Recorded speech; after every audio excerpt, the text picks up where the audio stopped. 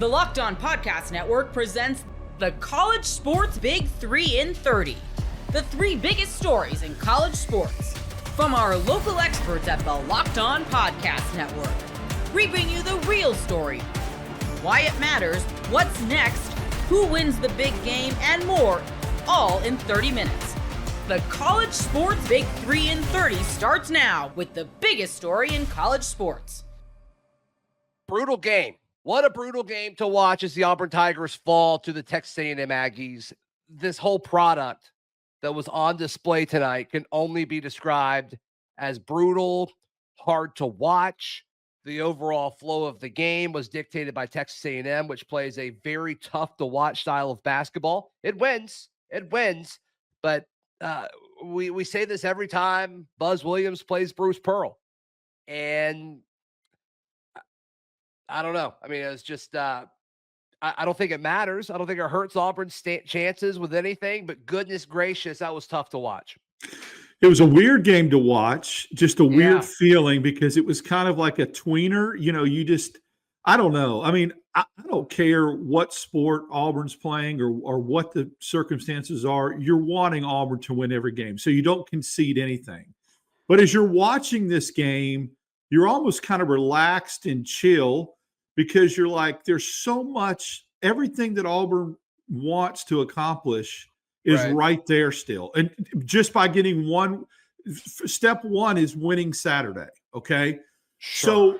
So the Buzz Williams narrative is true. I mean, he gives Bruce Pearl problems in the past with his style of play. A&M came in losing 4 in a row. They were very, very desperate. Auburn was not desperate. Auburn was on a high from what happened over the weekend. So you could almost feel like this was going to happen or could happen. And it's not coping, or it's just having watched basketball and the ebbs and flows of a season.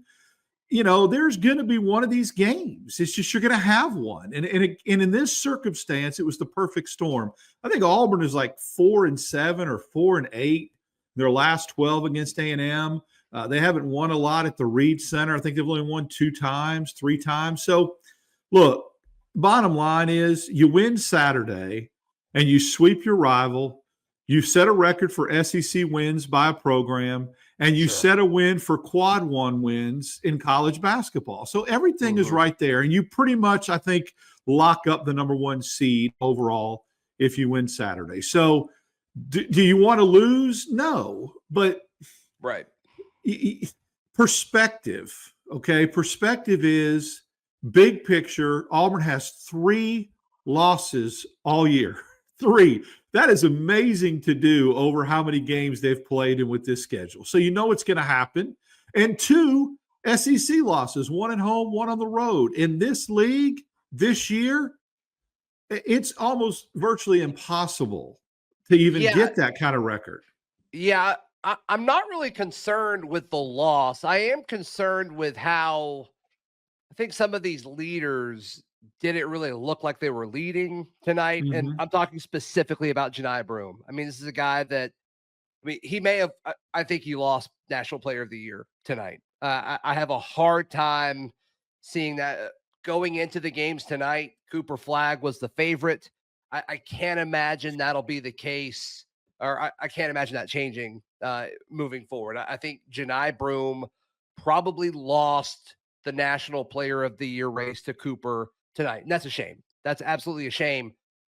You could tell they were trying to go through him early, and it's just, he didn't have the touch around the basket tonight. And they made a point to make sure that he was, swarmed as soon as he got it. But you've got to expect that. That's been the case for him all season. He's been able to adjust. That wasn't the case for him tonight. So to me, it's like, I'm not really concerned with the loss because I don't think it changes. I mean, it doesn't change seeding. It doesn't change, how I think, the committee and all that's going to view Auburn. But I am concerned with the lack of intensity and the lack of leadership, I think, when it comes to Janai Broome.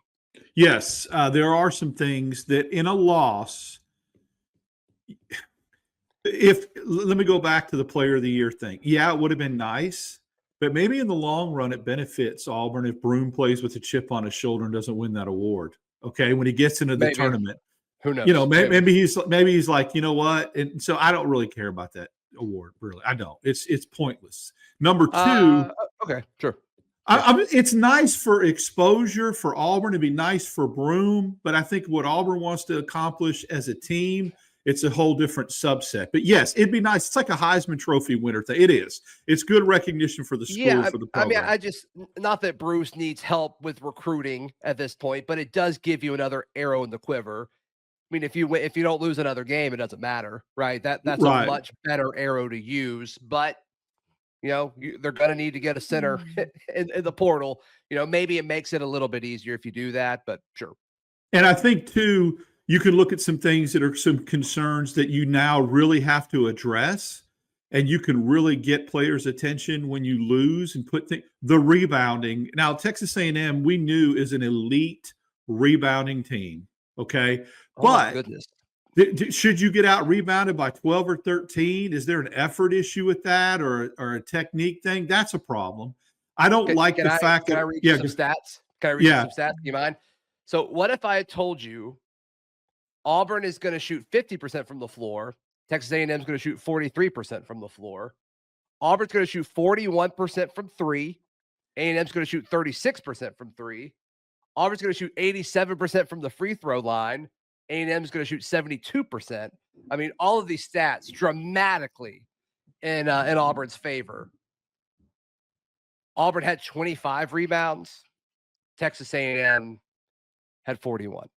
I mean, shooting percentage matters, but I would have asked when you told me all that, okay, how many total shots did A&M get? Shots. And that's because of the rebounds. How many more free throws did they shoot than Auburn, 10, even though 10 more. Okay, so even though Auburn had a better shooting percentage and free throw percentage, if you're giving up that many rebounds and you're getting that many more shot attempts, you're going to lose. So, I could go 75% from the field if I shoot, if I'm 3 or 4, but if the other team shoots that many more shots, that's what I would have. And that's where it's a formula. No matter how good you are, it'll get you beat. And it'll get you beat in the tournament. You run into a team that is an elite rebounding team like St. John's, who doesn't care what their shooting percentage is. They play filthy, get in the gutter.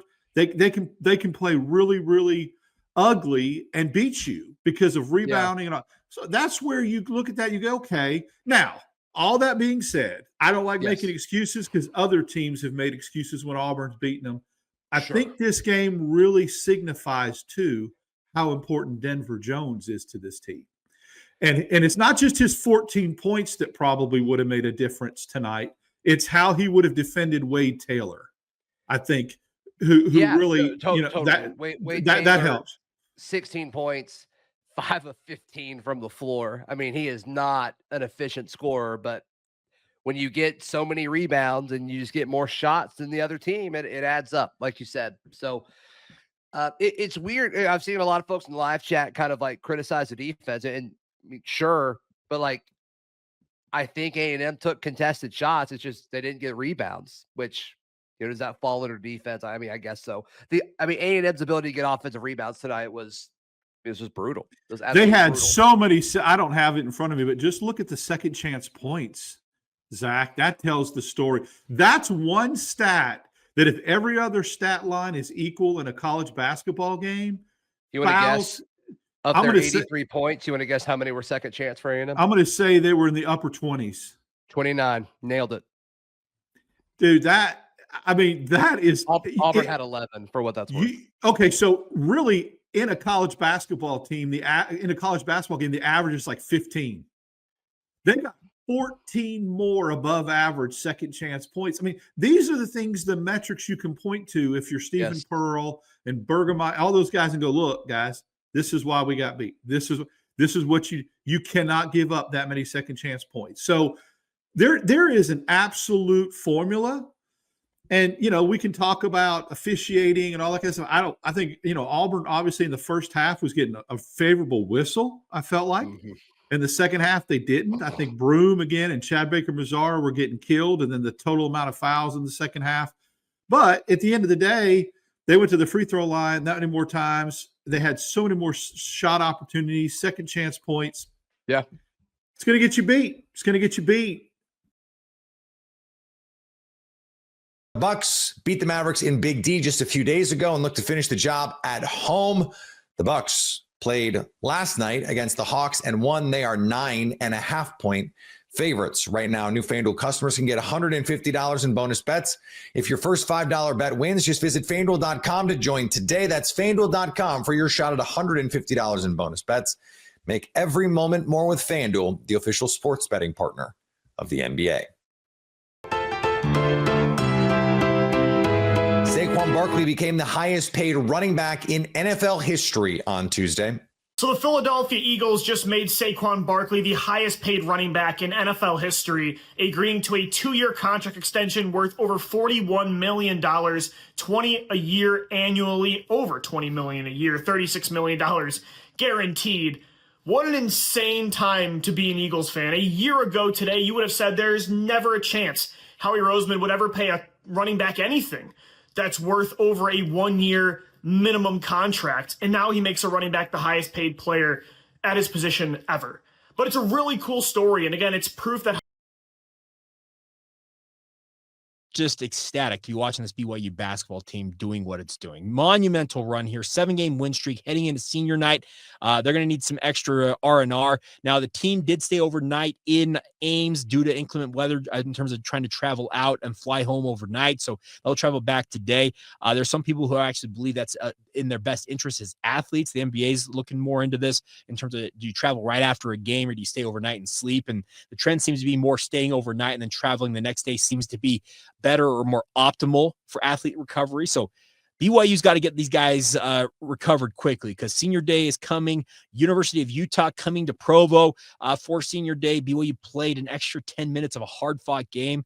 But the bigger point I want to talk about today is the fact that BYU has got a bunch of what I like to call unsung heroes helping them do what they have done amidst this 7-game win streak. And I want to start off with a guy that he gets his plaudits at points in games, but if you were to watch him singularly throughout a game, you'd be absolutely floored, I think, at the work rate he puts in, and that's Mawit Mag. Remember, Mawit came to BYU known as a defensive stopper, was a standout player during his time at Rutgers, was the Maryland coach called him the best single defender in college basketball, and he was glued to the bench early on this season for BYU. Then we saw in that Wyoming game, if I recall, it was Wyoming game, that Richie Saunders took that shoulder to the face, gets a concussion, a laceration of his lip, and he's out for the game. Mawit Mag steps in and finally sees some extended playing time and really reveals himself to be a really nice piece. Kevin Young said after that game, I've got to find a spot for Mawit to fit into the lineup. And Mawit, during Big 12 play, has become the consummate 3-and-D player for BYU. His offensive repertoire has never been deeper than it is right now, and his defensive chops, man, the dude just absolutely gets after it, and you can tell he relishes the opportunity of playing that stopper role. He takes on the opposing team's best player, wherever they may be on the court, and he just D's them up. He is absolutely relentless. His work rate is incredible. I'm floored. He contributes as much as he does to the offensive side of the floor because he puts out so much energy on the defensive end. And Mawit, he deserves credit for what he is doing because BYU's not where they're at right now without him doing what he's doing. Another guy that I think has come into that similar type role is Trey Stewart. Remember, Trey was glued to the bench deeper than almost anybody in BYU basketball history. He could not find his way onto the court. But since entering in that West Virginia game when this 7-game win streak kicked off, his level of play has ticked up and up and up. And last night, that key defensive series for BYU at the end of the game, he and Mawit Mag were the two defensive stoppers that essentially sealed that win for BYU with that defensive, their defense in that final sequence. Trey is an unsung hero. He doesn't have a huge role. I acknowledge that, but his role, he is fulfilling it to the best of his ability. And he's seeing a little bit of an uptick in his time. Keba Keita, yes, I know his free throw shooting is a concern, but BYU doesn't win that game last night without his 9 offensive rebounds. That chase down block is going to be played in BYU football, BYU basketball highlight reels for eons to come. To chase a guy down full court and go full LeBron James in the NBA Finals on him, what an incredible play. And that should have been an easy 2 points for Iowa State. But it was indicative of the work rate that Keba Keita puts in. He is undersized relative to his height against a lot of guys he plays against in the Big 12, but his freak athleticism, his hops, his ability to go up, track the ball in the air, rebound at a prodigious rate, BYU doesn't win without him. And I think that we have overlooked what Kaba brings to the table for the BYU basketball program. And there's still levels for him to get to, it feels like. Can he add maybe a back to the basket game? Can he improve on his free throw shooting where he's not a liability in late game situations? That's the hope for him. But even if that doesn't come, Kaba Keita plays a key role, and he's an absolute stud to have on this roster. I will forever be happy that Chris Burgess decided to turn his back on his alma mater, the University of Utah, and come back to Provo. And along with him, Kaba Keita came via the transfer portal. It has been an absolutely awesome addition to have him on this roster. Other guys, to a lesser level, have had to adjust their games. Dallin Hall, he's had to share the spotlight with Jaeger Demon at point guard. What did he do last night? All he did is put BYU on his back in multiple circumstances and has a season-best 22-point performance. I love Dallin Hall late in games because he's fearless. He will get switched on to big men, and you see him say, okay, he's licking his chops, and he's like, all right, let's watch this. I will forever in my mind remember him sticking that three in the eye of Hunter Dickinson a year ago when BYU got that monumental upset at Allen Fieldhouse over the Kansas Jayhawks. He had a couple of those in this Iowa State game. Dallin, in his heart of hearts, probably wants more of the spotlight like he had last year than what he's had. It's essentially ceding some of that spotlight and maybe a majority of it to guys like Jaeger Demon this year. But Dallin, all he's done is increase his level of play, and BYU's benefited from it. Those are just, was that 4 or 5 guys I just mentioned there? And I even have forgotten guys like Mihailo Boskovic who have had key roles at points. You can look at, obviously, Richie Saunders. He's not an unsung hero. He's just an outright star for BYU. Jaeger Demons had his moments. Foose put BYU on his back in both West Virginia games to help him win those. The depth and breadth of this roster for BYU is awesome. And it's in some ways similar to what BYU football had. We had a discussion on DJ and PK earlier this week, and the discussion centered on who are the star players from the BYU football program. You can point to and say, that's the guy that led them to glory. There's not really one guy that you can point to. It's hard to pin it down. This BYU basketball team, it's probably more that Richie Saunders is that guy, but even then, Richie's had some fairly quiet games, and other guys have stepped up to fill that void. That is the mark of a really good team, to use that team as what it means. You have a full roster, 11 plus guys who are contributing. And when one guy may not be at his best, I think Foose was struggling mightily against Iowa State. Well, guess what? Kaba Keita, Mihailo Boskovic stepped up in the post for BYU in that win against Iowa State. The previous game, well, Foose picked it up for Mihailo and Kaba and had that 20-10 performance. It's nice to see BYU getting these performances, as I said, from those unsung heroes, and they deserve their plaudits. I absolutely am enthralled with what Mawit Mag brings to the table for BYU.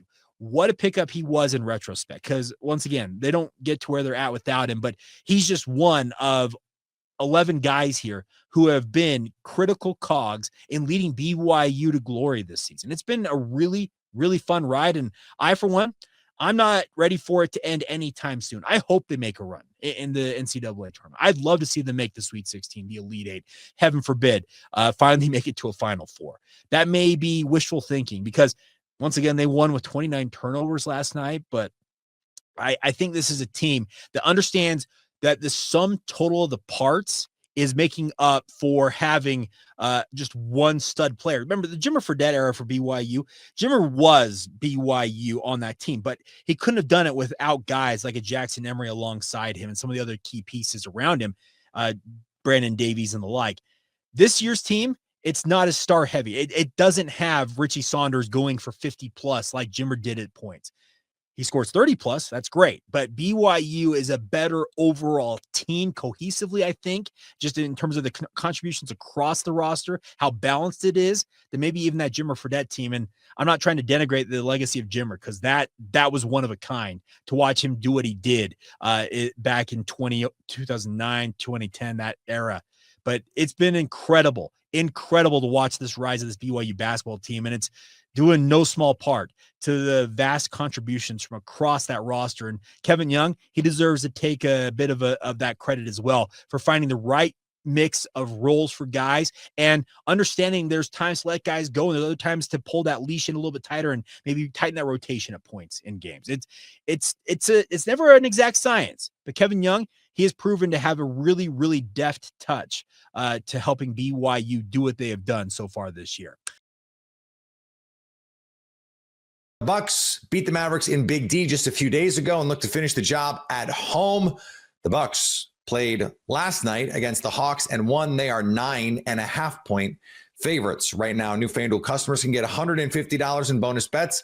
If your first $5 bet wins, just visit FanDuel.com to join today. That's FanDuel.com for your shot at $150 in bonus bets. Make every moment more with FanDuel, the official sports betting partner of the NBA. Saquon Barkley became the highest paid running back in NFL history on Tuesday. So the Philadelphia Eagles just made Saquon Barkley the highest paid running back in NFL history, agreeing to a 2-year contract extension worth over $41 million, $20 a year annually, over $20 million a year, $36 million guaranteed. What an insane time to be an Eagles fan. A year ago today, you would have said there's never a chance Howie Roseman would ever pay a running back anything that's worth over a 1-year minimum contract. And now he makes a running back the highest paid player at his position ever. But it's a really cool story. And again, it's proof that the ACC just made a major change to its revenue model, rewarding teams like Clemson with more money. You are Locked On Clemson, your daily podcast on the Clemson Tigers. Is the ACC actually closing the gap to the SEC and the Big Ten, and is it enough for Clemson to stay in the conference? What is so important about 2030, and could it be Clemson's year to finally leave the conference? How would a Super League impact Clemson's future, and much, much more? Latest news suggests that Clemson and Florida State may actually not be leaving the ACC anytime soon. The new revenue sharing model could give high viewership teams like the Tigers a significant financial boost, potentially adding $10 to $15 million more per year to their payouts. Now, when we think about this, remember that originally it was all shared between all of the teams in the conference, and that's the way that the other ones are set up as well. The other conferences have it set up to where everybody gets an equal portion of the revenue share. Now, that's not necessarily fair because some of these teams don't invest into their programs like football as much as they should or could, and so they're not having the same kind of success as Clemson and Florida State has had. And they're also not getting the same amount of viewership or ratings on television and in the media as Clemson and Florida State. So what has changed now is that the ACC, after these lawsuits came out, the ACC came back and said, you know what we're going to do is we're going to do a revenue sharing model that rewards top programs like Clemson and Florida State to get a larger cut of the media money based on their viewership and their ratings and performance. So this new revenue model is something along the lines of 40% is shared equally amongst all ACC teams in the conference. But then there's another 60% that's left over that's going to be distributed in this new revenue model that's going to give a larger cut to teams that make more money in media in viewership or have higher viewership ratings, make more money in television and media. So Clemson and Florida State, maybe even the Tar Heels and Miami and Duke are going to be able to bring in more money for themselves because they have higher viewership numbers in their respective programs. I think this model works. I've always said it's still just a Band-Aid, but I think it's something that shows that Clemson and Florida State have some leverage and that there is some respect and understanding that they are teams that bring more to the table than the rest. Now, one bad thing is, I guess you could say, the ACC still has their grant of rights, which, man, how crazy has it been to understand more about this grant of rights? But still runs through 2036. So Clemson's TV rights will remain tied to the league unless they find some way to get out of it. But one thing we're finding out is that there's not this buyout that we originally thought. The buyout number was around $300 to $500 million if you talk to some people, because it was two together. It was the buyout to get out of the conference, but then there was also the grant of rights buyout to maintain your TV rights, which if you don't have your TV rights, well, either you're not going to be able to play on television if you're not in that conference, if they don't allow you to, or anytime you're playing on television, that money is going to go to the conference of the ACC and not the conference that you move to. So it really kind of undercuts you being able to make any money when you leave the conference unless you made this huge buyout, which was really not worth it. So the ACC did really well to protect itself from teams leaving, but it really didn't do well to keep themselves in a competitive environment with other conferences, considering the contract was so long. Now, all of this could have been avoided if they didn't sign such a long contract out, but because they did that, it allowed other teams to go in between their time and get better contracts. So that's when it put Clemson and Florida State and other teams behind the 8 ball there and behind their rivals. And you don't want to be behind the rivals. You know, I've told you this many times. Maybe $5 million a year behind is not too bad, but over year, it really adds up, and your rivals are going to have a huge advantage in facilities, in coaching contracts, in media rights, and in player player deals, depending on how you look at that. So one thing that we found out is that the grant of rights is there, but instead of an unknown figure, they're starting to put together a clear financial penalty for leaving. And it's going to not be 2 penalties together. It's going to be one combined, and it's going to be less than what we thought. Plus, it decreases over time.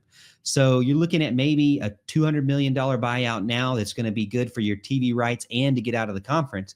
But also that goes down over time. Now, I don't know exactly how much it's going to go down over time, but that is one good thing, because when something gets less and less over time, then the closer you get to the end of the contract, you can kind of speed things up. So you're not stuck to that 2036. So while 2036 is definitely still a very real number and very real date for Clemson and other teams in the ACC, they can start to kind of entertain the idea of buying out when you have a number that's more manageable, right?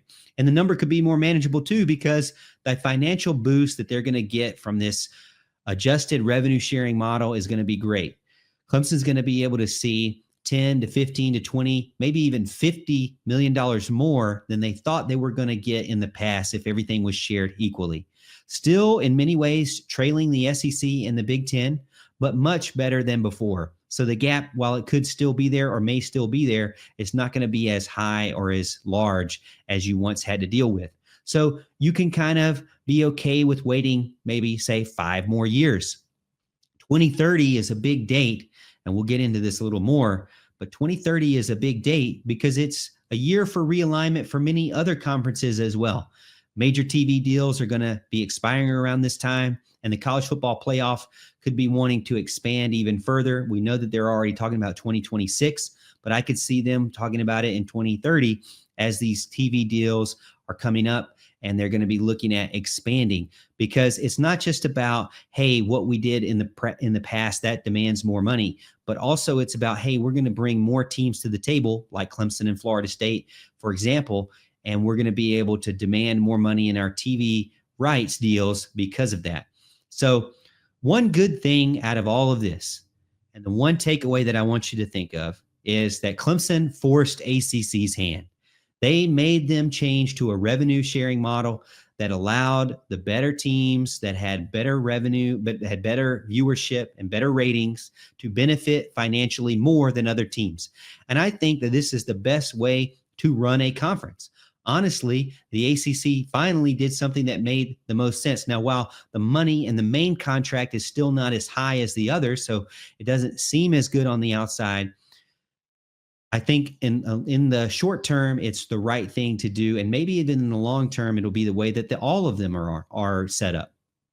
While the Tigers aren't leaving the ACC just yet, they are definitely in a stronger position than they were before. And that's because with this lawsuit, while it didn't go all the way down to the end, and now they've worked it out, they've made good, and the board of trustees are all together today to work it out.